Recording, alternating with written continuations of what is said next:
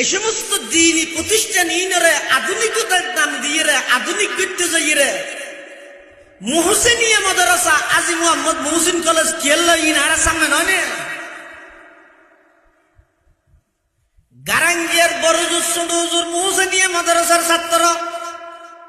জিরি মাদ্রাসার প্রতিষ্ঠাতা মাওলানা আহমদ হাসান সাহেব রহমতুল্লাহ আলাইহি মর্দে মুজাহিদ, পটিয়ার মুফতি আজিজুল হক সাহেব রহমতুল্লাহ আলাইহির তালিমি এবং তরবিয়তি মুরব্বী মাওলানা আহমদ হাসান সাহেব রহমতুল্লাহ আলাইহি মোহসেনিয়া মাদ্রাসার ছাত্র। এই মাদ্রাসা ইনরে আধুনিক গড়তে গড়তে এমন পর্যায়ে লগিয়ে দে সেই যুগের মোহসেনিয়া মাদ্রাসা আজি মোহাম্মদ মহসিন কলেজে রূপান্তরিত হইয়ে দে